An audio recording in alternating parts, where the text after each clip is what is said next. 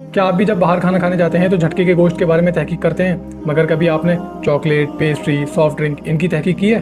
آج ہم بات کریں گے حلال اور حرام کے بارے میں، اور میں اپنا ایک ریئل انسیڈنٹ بھی بتاؤں گا۔ ویڈیو کو سیو کر لیجئے تاکہ کھو نہ جائے۔ اسلام میں حلال اور حرام صرف کھانے پینے تک محدود نہیں، بلکہ یہ انسان کی پوری زندگی جیسے کمائی، اخلاق، رشتے اور روزانہ کے اعمال پر لاگو ہوتا ہے۔ اسلام کا بنیادی اصول یہ ہے کہ ہر چیز اصل میں حلال ہے جب تک کہ شریعت میں اسے حرام کرنے کے لیے کوئی صاف وجہ یا پھر کوئی حکم نہ آیا ہو۔ سب سے پہلے ان کے بنیادی فرق کو سمجھتے ہیں۔ حلال وہ ہے جس کی اجازت اللہ اور اس کے رسول صلی اللہ علیہ وسلم نے دی ہو، اور حرام وہ ہے جس کو سختی سے منع کیا ہو۔ حلال کرنے پر ثواب ملتا ہے اور روحانی سکون ملتا ہے، اور حرام کرنے پر سخت گناہ ملتا ہے اور آخرت میں سزا۔ انسانی زندگی پہ اس کا اثر: حلال صحت، رزق، ذہن ان کے لیے فائدہ مند اور پاک ہے۔ حرام جسمانی، روحانی، سماجی طور پر نقصان دہ ہوتا ہے۔ حلال جیسے محنت کی کمائی، سچ بولنا، نکاح کرنا، پاکیزہ کھانا۔ حرام جیسے سود، جھوٹ، زنا، شراب، چوری۔ قرآن حدیث کا کہتی ہے، چلیے جانتے ہیں۔ پہلا، قرآن سے بنیادی قانون۔ سورہ اعراف کی آیت کا مفہوم ہے، اور وہ نبی ان کے لیے پاکیزہ چیزوں کو ان کے لیے حلال کرتے ہیں اور گندی چیزوں کو حرام۔ دوسرا، ڈیلی لائف کے حلال حرام۔ کھانے میں حلال چیزیں جیسے اللہ کے نام پہ ذبح کیا ہوا گوشت، دودھ، پھل، سبزی، پانی، جوس، اور حرام جیسے بنا اللہ کے نام پہ ذبح کیا ہوا گوشت، سور، خون، مردہ جانور، شراب اور ہر نشے والی چیز۔ کمائی میں حلال جیسے محنت سے کی ہوئی مزدوری، ایمانداری سے کیا ہوا بزنس یا جاب۔ حرام جیسے چوری، سود، رشوت یا دھوکے سے کمایا ہوا مال۔ سورہ بقرہ کی آیت کا مفہوم ہے، اللہ نے تجارت کو حلال کیا اور سود کو حرام کیا۔ تیسرا، شبہات سے بچنا۔ اسلام میں حلال اور حرام کے بیچ میں ایک اور کیٹیگری ہے جسے شبہ کہتے ہیں، یعنی ایسی چیزیں جس کے حلال یا حرام ہونے پر شک ہو۔ بخاری کی حدیث کا مفہوم ہے، حلال اور حرام واضح ہے اور ان کے بیچ کچھ شک والی چیزیں ہیں جنہیں کچھ لوگ نہیں مانتے، بس جو ان سے بچ گیا اس نے اپنے دین اور عزت کو پاک کر لیا۔ چوتھا، حرام کمائی اور کھانے کا عبادت پر اثر۔ مسلم کی حدیث کا مفہوم ہے، آپ صلی اللہ علیہ وسلم نے ایک لمبے سفر کرنے والے شخص کا ذکر کیا، بکھرے بال، جسم پر غبار، اور وہ آسمان کی طرف ہاتھ اٹھا کر کہتا ہے، یا رب، یا رب، جبکہ اس کا کھانا پینا اور پہننا حرام اور اس کی پرورش حرام پر ہوئی ہو، تو اس کی دعا کیسے قبول ہو سکتی ہے؟ اب بتاتا ہوں میں اپنی بات۔ میں اور میرا دوست اکثر ایک جگہ پر تیرامیسو پیسٹری کھانے جاتے تھے۔ وہ شاپ تو نان مسلم کی تھی، لیکن لڑکا مسلمان تھا۔ جب اس نے دیکھا ہم بار بار یہی پیسٹری کھاتے ہیں تو اس نے مجھ سے بولا کہ بھائی آپ کی داڑھی ہے، اس لیے ایک بات بتاتا ہوں، یہ پیسٹری یہاں تو کھا رہے ہیں لیکن کہیں اور مت کھائیے گا، یا پھر تحقیق کر کے کھائیے گا، کیونکہ اس میں الکوہل بھی ملایا جاتا ہے۔ اب بتاؤ، پیسٹری جیسی چیز میں کون سوچ سکتا ہے کہ الکوہل ملا ہوگا؟ اسی طریقے سے موہیتو یا موجیتو، جو لوگ اسے موجیتو پڑھتے ہیں، تو موہیتو بھی ایسی بنایا جاتا ہے کہ اس میں کہیں کہیں پہ الکوہل ملایا جاتا ہے، لیکن انسان سوچ بھی نہیں سکتا۔ وہ سوچے گا میں سافٹ ڈرنک پی رہا ہوں یا پھر میں پیسٹری کھا رہا ہوں نارمل سی، لیکن اس کے اندر الکوہل ملا ہوا ہوگا۔ تو آج ایک رول بنا لو، کوئی بھی نئی چیز جو کبھی نہ کھائی ہو، پہلے اس کی تحقیق کر لو کہ وہ کس چیز سے بنی ہے، پھر اس کو کھاؤ۔ کیا آپ جانتے ہیں کہ آپ صلی اللہ علیہ وسلم نے ماں کا نام 3 بار اور باپ کا نام 1 بار کس سچویشن میں لیا؟ ماں باپ کے حقوق کے بارے میں 5 چیزیں جانیں گے، ویڈیو کو سیو کر لیجئے تاکہ کھو نہ جائے۔ اسلام میں والدین کی اہمیت اور مقام اتنا بڑا ہے کہ اللہ نے قرآن میں اپنی عبادت کے فوراً بعد والدین کے ساتھ حسن سلوک کرنے کا حکم دیا ہے۔ جنت حاصل کرنے کے لیے سب سے آسان ذریعہ والدین کی خدمت، عزت اور فرمانبرداری کو دیا گیا ہے۔ کچھ حدیثیں اور قرآن کی آیتوں کو جانتے ہیں۔ پہلا، اللہ کی عبادت کے بعد والدین کا حق۔ سورہ اسراء کی آیت کا مفہوم ہے، اور تمہارے پروردگار نے تمہیں یہ حکم دیا ہے کہ اس کے سوا کسی کی عبادت نہ کرو اور والدین کے ساتھ اچھا سلوک کرو، اور والدین میں سے کوئی ایک یا دونوں تمہارے پاس بڑھاپے کو پہنچ جائیں تو انہیں اف تک نہ کہو اور نہ انہیں جھڑکو، بلکہ ان سے عزت کے ساتھ بات کرو۔ دوسرا، ماں کا مقام۔ اسلام میں ماں کے مقام کو خاص طور پر 3 گنا زیادہ بلند بنایا ہے، کیونکہ اس نے پریگنینسی، ڈیلیوری، پرورش، ان کی وہ سختیاں برداشت کی ہیں جو کوئی اور نہیں کر سکتا۔ بخاری کی حدیث کا مفہوم ہے، آپ صلی اللہ علیہ وسلم کے پاس ایک شخص آیا اور پوچھا کہ میرے حسن سلوک کا سب سے زیادہ حقدار کون ہے؟ آپ صلی اللہ علیہ وسلم نے فرمایا، تمہاری ماں۔ اس نے پوچھا، اس کے بعد؟ آپ نے فرمایا، تمہاری ماں۔ اس نے پھر پوچھا، اس کے بعد؟ آپ صلی اللہ علیہ وسلم نے پھر فرمایا، تمہاری ماں۔ اس نے پھر چوتھی دفعہ پوچھا، اس کے بعد؟ آپ صلی اللہ علیہ وسلم نے فرمایا، تمہارا باپ۔ تیسرا، باپ کا مقام۔ جہاں ماں کے قدموں کے نیچے جنت ہے، وہیں باپ کو جنت کا سب سے اہم دروازہ قرار دیا گیا ہے۔ ترمذی کی حدیث کا مفہوم ہے، باپ جنت کا بیچ والا دروازہ ہے۔ اب یہ تمہاری مرضی ہے کہ تم اس دروازے کو ضائع کر دو یا اس کی حفاظت کرو۔ چوتھا، والد کی رضا میں اللہ کی رضا۔ ترمذی کی حدیث کا مفہوم ہے، رب کی رضا والد کی رضا میں ہے اور رب کی ناراضگی والد کی ناراضگی میں۔ پانچواں، والدین کی وفات کے بعد 3 کام۔ والدین اگر گزر بھی جائیں تو ہم 3 کام کر سکتے ہیں، بلکہ کرنے چاہیے، ضروری بھی ہیں۔ پہلا، دعائے مغفرت۔ دوسرا، صدقہ جاریہ۔ تیسرا، ان کے رشتہ داروں اور دوستوں کی عزت۔ خلاصہ یہ ہے کہ والدین ایک ایسا تحفہ ہے جس کا کوئی بدل نہیں۔ ان کی خدمت عمر اور رزق میں برکت لاتی ہے، مشکلوں کو دور کرتی ہے اور جنت کا راستہ آسان کرتی ہے، اور ان کی نافرمانی کبیرہ گناہوں میں سے ایک ہے۔ ہم لوگ دوستوں سے بھی اچھے سے بات کرتے ہیں، ٹیچر سے بھی اچھے سے بات کرتے ہیں، انجان لوگوں سے بھی اچھے سے بات کرتے ہیں، اگر نہیں کرتے تو اپنے ماں باپ سے۔ ہم لوگ دوستوں کو پارٹی دیتے ہیں، جو حرام ریلیشن شپ میں ہیں وہ لوگ ایک دوسرے کے لیے گفٹ لے کے آتے ہیں، لیکن مجال ہے کہ ہم لوگ اپنے ماں باپ کے لیے کچھ لے کے آ جائیں یا پھر انہیں کچھ کھلا پلا دیں۔ گھر کی ضرورت کا سامان، کچن کی ضرورت کا سامان، ان کی ضرورت کا سامان، کپڑے، مٹھائی، پھول، دوائی، بی پی کی مشین، کتنی چیزیں ہیں دینے کے لیے، لیکن کچھ نہیں دیتے۔ اگر آپ کے پاس حیثیت نہیں ہے کچھ بھی دینے کی تو صرف ایک گلاب دے دیجیے۔ کیا آپ جانتے ہیں اللہ نے قرآن میں انسان کی عزت کرنے کے 4 رولز بتائے ہیں؟ وہ 4 رولز اور کچھ قرآن کی آیتیں اور حدیثیں جانتے ہیں، ویڈیو کو سیو کر لیجئے تاکہ کھو نہ جائے۔ اسلام میں دوسروں کی عزت کرنا صرف اچھی بات یا سوشل ایٹیکیٹ نہیں، بلکہ یہ ہمارے ایمان اور اخلاق کا ضروری حصہ ہے۔ اللہ نے انسان کو سب سے اعلیٰ بنایا، اس لیے ہر انسان کی عزت، آبرو اور حقوق کی حفاظت کرنا ہر مسلمان پر فرض ہے۔ چلو 5 پوائنٹ میں سمجھتے ہیں۔ پہلا، ہر انسان کی عام عزت۔ اسلام میں انسانی عزت کسی بھی مذہب، ذات یا رنگ کی محتاج نہیں۔ اللہ نے پوری آدم ذات کو معزز بنایا ہے۔ سورہ اسراء کی آیت کا مفہوم ہے، اور حقیقت یہ ہے کہ ہم نے آدم کی اولاد کو عزت بخشی ہے۔ بخاری کی حدیث کا مفہوم ہے، آپ صلی اللہ علیہ وسلم کے سامنے سے جب کسی کی میت گزرتی تو آپ صلی اللہ علیہ وسلم اس کی عزت میں کھڑے ہو جاتے۔ جب ایک بار صحابہ نے کہا کہ یہ یہودی کی میت ہے تو آپ صلی اللہ علیہ وسلم نے فرمایا، کیا یہ انسانی جان نہیں ہے؟ دوسرا، آپس میں عزت کے قوانین، مذاق نہ اڑانا، تانے نہ مارنا، بدگمانی نہ کرنا اور غیبت نہ کرنا۔ سورہ حجرات کی آیت کا مفہوم ہے، نہ مذاق اڑاؤ، نہ تانے دو، نہ برے نام رکھو، نہ غیبت کرو۔ تیسرا، چھوٹے اور بڑوں کی عزت کرنا۔ ترمذی کی حدیث کا مفہوم ہے، وہ ہم میں سے نہیں جو چھوٹوں پر رحم نہ کرے اور بڑوں کی عزت نہ کرے۔ چوتھا، مسلمان کی عزت کا مقام۔ مسلمان کی عزت خانہ کعبہ سے بھی زیادہ ہے۔ ابن ماجہ کی حدیث کا مفہوم ہے، آپ صلی اللہ علیہ وسلم نے کعبے کو دیکھ کر فرمایا، تو کتنا عظیم ہے، تیری عزت کتنی بڑی ہے، لیکن قسم ہے اس ذات کی جس کے قبضے میں میری جان ہے، ایک مومن کی عزت، اس کا مال اور اس کا خون اللہ کے نزدیک تیری عزت سے بھی مقدس ہے۔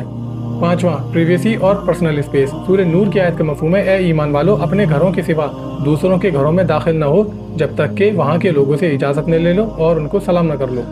خلاصہ یہ ہے کہ دوسروں کی عزت کرنا اصل میں اپنی عزت کروانا ہے، اس سے محبت بھی پیدا ہوتی ہے، اور اگر آپ کسی سے دین کی بات کریں گے تو دین کی بات بھی جلدی سمجھ آئے گی۔ کیا آپ بھی ہمیشہ بے چین رہتے ہیں؟ اگر ہاں تو یہ ویڈیو آپ کے لیے ہے، ویڈیو کو سیو کر لیجئے تاکہ کھو نہ جائے۔ آج ہم جانیں گے سچ اور جھوٹ بولنے کے فائدے اور نقصان۔ اسلام میں سچائی ایمان کی روح اور سوچے سمجھے مومن کی بنیادی پہچان ہے۔ سچائی صرف زبان سے سچ بولنے کا نام نہیں ہے، بلکہ یہ انسان کی نیت، اس کے اعمال اور وعدے میں بھی شامل ہونی چاہیے۔ قرآن حدیث کیا کہتی ہے، چلو جانتے ہیں۔ پہلا، قرآن کا حکم۔ اللہ نے قرآن میں مومنوں کو خاص طور پر تقوی اختیار کرنے اور سچے لوگوں کے ساتھ جڑنے کا حکم دیا ہے۔ سورہ توبہ کی آیت کا مفہوم ہے، اے ایمان والو، اللہ سے ڈرو اور سچے لوگوں کے ساتھ رہا کرو۔ ایک اور جگہ فرمایا گیا ہے کہ قیامت کے دن سچائی کام آئے گی۔ سورہ مائدہ کی آیت کا مفہوم ہے، یہ وہ دن ہے جس میں سچے لوگوں کو ان کی سچائی فائدہ پہنچائے گی۔ دوسرا، سچائی سے جنت کا راستہ۔ بخاری کی حدیث کا مفہوم ہے، بے شک سچائی نیکی اور بھلائی کی طرف لے جاتی ہے، اور نیکی جنت کی طرف لے جاتی ہے، اور ایک آدمی سچ بولتا رہتا ہے یہاں تک کہ اللہ کے ہاں صدیق لکھ دیا جاتا ہے۔ تیسرا، آپ صلی اللہ علیہ وسلم کا لقب۔ نبوت سے پہلے ہی مشرکین آپ صلی اللہ علیہ وسلم کی سچائی کے قائل تھے، اس لیے وہ آپ کو صادق اور امین کہتے تھے۔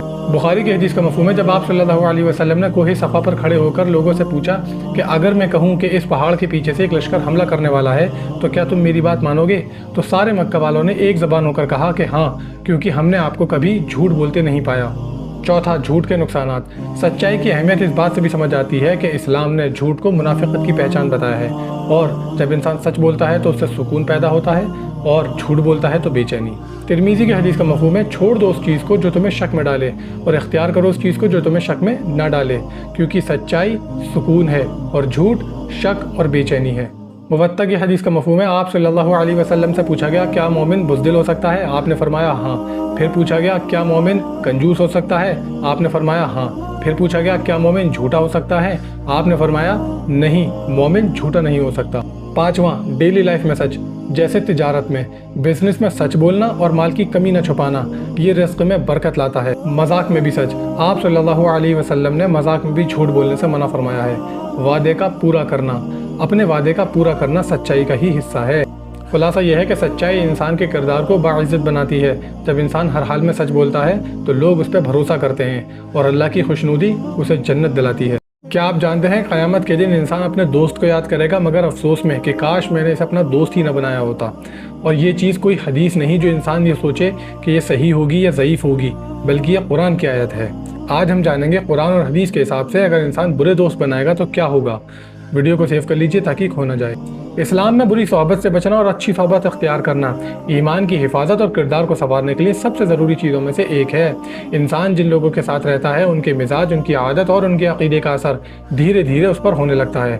5 پوائنٹ میں اس کو سمجھتے ہیں۔ پہلا، آپ صلی اللہ علیہ وسلم کی مشہور مثال۔ بخاری کی حدیث کا مفہوم ہے اچھے اور برے ساتھی کی مثال عطر اور بھٹی والے کی طرح ہے۔ اگر اس کے پاس عطر ہوگا اور وہ تم سے محبت کرتا ہوگا تو وہ تحفے میں کچھ تمہیں دے دے گا، یا پھر تم اس سے خرید لو گے، یا پھر کم از کم تمہیں اس کی خوشبو آتی رہے گی۔ اور بھٹی والا یا تو تمہارے کپڑے جلا دے گا یا پھر تمہیں ناگوار بدبودار دھواں آتا رہے گا۔ دوسرا، انسان اپنے دوست کے دین پر ہوتا ہے۔ انسان کی شخصیت اور اس کے اعمال اس کے دوستوں کا آئینہ ہوتے ہیں، اس لیے اسلام نے دوست چنتے وقت بہت احتیاط برتنے کی ہدایت دی ہے۔ ترمذی کی حدیث کا مفہوم ہے انسان اپنے دوست کے دین پر ہوتا ہے، اس لیے تم میں سے ہر ایک کو دیکھنا چاہیے کہ وہ کس سے دوستی کر رہا ہے۔ تیسرا، قیامت کے دن پچھتاوا۔ قرآن بتاتا ہے کہ جو لوگ دنیا میں برے دوستوں کے کہنے پر غلط راستے پر چلے گئے وہ قیامت کے دن سخت افسوس کریں گے۔ سورہ فرقان کی آیت کا مفہوم ہے اور جس دن ظالم اپنا ہاتھ کاٹ کاٹ کر کہے گا کاش میں نے رسول کا راستہ اپنایا ہوتا، ہائے میری بربادی، کاش میں نے فلاں شخص کو اپنا دوست نہ بنایا ہوتا۔ چوتھا، بری صحبت کے نقصانات۔ 1، گناہ آسان لگنا۔ برے دوستوں کے ساتھ گناہ اور غلط عادتیں عام اور آسان لگنے لگتی ہیں۔ 2، عبادت سے دوری۔ ایسے لوگ اللہ کی یاد اور عبادت سے دھیان بھٹکا دیتے ہیں۔ 3، بدنامی۔ آپ اچھے ہیں لیکن دوست برے ہیں تو لوگ بھی آپ کو ویسا ہی سمجھیں گے۔ 4، آخرت کا نقصان۔ ایسے لوگ دنیا میں بھی پریشانی لاتے ہیں اور آخرت میں بھی۔ 5واں، اچھی صحبت کیسے چنیں۔ دیندار جو نماز اور حلال حرام کا خیال رکھتا ہو۔ اچھے اخلاق جو عزت سے بات کرے، سچ بولے، غیبت نہ کرے۔ غلطی پر ٹوکنے والا جو آپ کو غلط کام کرتا دیکھے تو نرم مزاج کے ساتھ آپ کو روکے۔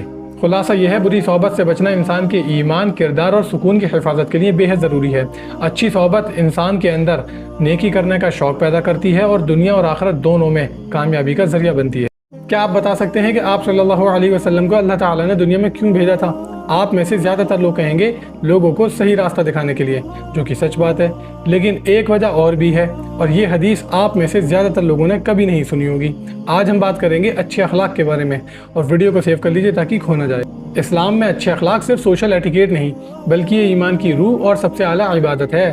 ایک مسلمان کی پہچان صرف اس کے نماز روزے سے نہیں بلکہ اس کی نرم مزاجی، بول چال، ایمانداری اور لوگوں سے اس کے سلوک سے ہوتی ہے۔ 5 پوائنٹ میں اس کو سمجھتے ہیں۔ پہلا، نبوت کا مقصد۔ یاد کیجئے آپ صلی اللہ علیہ وسلم کے آنے سے پہلے عرب میں کتنی جاہلیت تھی۔ موطا مالک کی حدیث کا مفہوم ہے میں تو صرف اس لیے بھیجا گیا ہوں تاکہ اچھے اخلاق کی تکمیل کر سکوں۔ دوسرا، کامل ایمان کی پہچان۔ سب سے کامل ایمان والا شخص وہ نہیں جو سب سے زیادہ عبادت کرتا ہو، بلکہ ترمذی کی حدیث کا مفہوم ہے سب سے کامل ایمان والا شخص وہ ہے جس کے اخلاق سب سے اچھے ہوں۔ تیسرا، میزان میں سب سے بھاری۔ ترمذی کی حدیث کا مفہوم ہے قیامت کے دن میزان میں اچھے اخلاق سے وزنی کوئی چیز نہیں ہوگی۔ چوتھا، نفل عبادتوں کے برابر۔ ابو داؤد کی حدیث کا مفہوم ہے اچھے اخلاق رکھنے والا ان لوگوں کا درجہ حاصل کر لیتا ہے جو رات بھر نفل نمازیں پڑھتے ہیں اور دن میں روزہ رکھتے ہیں۔ 5واں، قیامت کے دن آپ صلی اللہ علیہ وسلم کی قربت اور جنت کا گھر۔ ترمذی کی حدیث کا مفہوم ہے تم میں سے مجھے سب سے پیارے اور قیامت کے دن میرے سب سے قریب وہ لوگ ہوں گے جس کے اخلاق سب سے اچھے ہوں گے۔ ابو داؤد کی حدیث کا مفہوم ہے میں اس شخص کے لیے جنت کے اندر ایک گھر کا ضامن ہوں جو لڑائی جھگڑا ترک کر دے اگرچہ حق پر ہو، جنت کے بیچوں بیچ ایک گھر جو جھوٹ بولنا چھوڑ دے اگرچہ ہنسی مذاق میں ہو، جنت کی بلندی میں گھر جو خوش خلق ہو۔ خلاصہ، نرم بولنا، غصے پر قابو کرنا، دوسروں کی غلطی معاف کرنا، اپنی زبان یا ہاتھ سے لوگوں کو تکلیف نہ پہنچانا، یہی وہ عادت ہے جو دنیا میں بھی دوسروں کے دلوں کو جیتتی ہے اور آخرت میں اللہ کی خوشنودی کو، اور یہی وہ عادت ہے جو جنت حاصل کرواتی ہے۔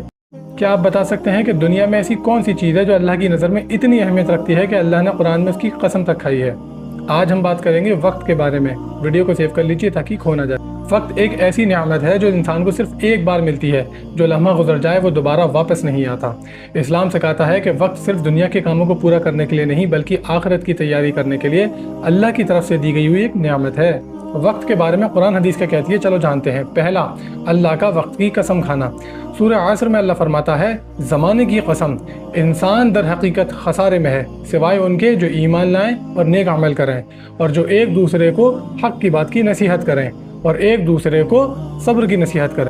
दूसरा, क़यामत के दिन वक्त का हिसाब। तिरमिज़ी की हदीस का मफ़हूम है, क़यामत के दिन बंदे के पाँव उस वक्त तक नहीं हटेंगे जब तक उससे ना पूछ लिया जाए, उमर किस काम में खर्च की, अपने इल्म पर क्या अमल किया, माल कहाँ से कमाया और कहाँ खर्च किया, अपने जिस्म को कहाँ खपाया। तीसरा, दो नेमतें जिनकी लोग कदर नहीं करते। इंसान अक्सर दो चीज़ों को आम समझकर ज़ाया कर देते हैं। बुखारी की हदीस का मफ़हूम है, दो नेमतें ऐसी हैं जिनकी वजह से बहुत से लोग धोखे में हैं। एक, सेहत, दूसरा, फुर्सत का वक्त। चौथा, इस्लामिक टाइम मैनेजमेंट फ्रेमवर्क। अगर इंसान पाँचों नमाज़ों को वक्त पर पढ़े तो उसे सारे काम करने का टाइम मिल जाएगा। जैसे फजर, सुबह जल्दी उठे, मॉर्निंग का टाइम, सुबह फजर के बाद से लेकर के ज़ोहर असर तक पढ़ाई करे, दुनिया के काम करे, बिजनेस करे, जॉब करे। फिर मगरिब का टाइम, इवनिंग टाइम, जिसमें कि काम से ब्रेक ले और फैमिली को टाइम दे। इशा का टाइम, जिसमें कि अपने सारे कामों को छोड़ करके जल्दी सो के जल्दी उठने की तैयारी करे और नींद पूरी करे। अबू दाऊद की हदीस का मफ़हूम है, आप सल्लल्लाहु अलैहि वसल्लम ने अल्लाह से दुआ की, ए अल्लाह मेरी उम्मत के लिए सुबह के वक्त में बरकत अता फरमा। बुखारी की हदीस का मफ़हूम है, आप सल्लल्लाहु अलैहि वसल्लम इशा से पहले सोने और इशा के बाद बातचीत करने को नापसंद फरमाते थे। पाँचवां, 5 चीज़ों को गनीमत समझना। आप सल्लल्लाहु अलैहि वसल्लम ने एक शख्स को नसीहत करते हुए फरमाया, 5 चीज़ों को 5 चीज़ों से पहले गनीमत समझो। जवानी को बुढ़ापे से पहले, सेहत को बीमारी से पहले, मालदारी को गुर्बत से पहले, फुर्सत के वक्त को मसरूफियत से पहले और ज़िंदगी को मौत से पहले। खुलासा यह है, इस्लाम में टाइम मैनेजमेंट का मतलब सिर्फ बिजी रहना नहीं बल्कि सही वक्त पर सही काम करना है। जब हम नमाज के वक्त नमाज पढ़ेंगे, काम के वक्त काम करेंगे, फैमिली के टाइम उनके साथ होंगे और सोने के वक्त सोएंगे तो ऑटोमेटिकली हमारा दिन प्रोडक्टिव होगा और टाइम का सही यूटिलाइजेशन होगा और फिजूल चीज़ों से भी बचेंगे। ऐसा करने से काम भी हो जाते हैं, जो चाहिए होता है वो मिल भी जाता है, पेंडिंग काम भी पूरे हो जाते हैं, लेजीनेस से भी बचते हैं और दीन और दुनिया दोनों के काम पूरे हो जाते हैं और ज़िंदगी में बरकत आती है। अल्लाह ताला मुझे और आपको अमल करने की तौफीक अता फरमाए। ये है बेसिक इस्लाम सीरीज़, जहां हम इस्लाम को सीख रहे हैं। अगर सीखना हो तो फॉलो सब्सक्राइब कीजिए और कभी ना ख़त्म होने वाला सवाब कमाना हो तो वीडियो को शेयर और रिपोस्ट कीजिए।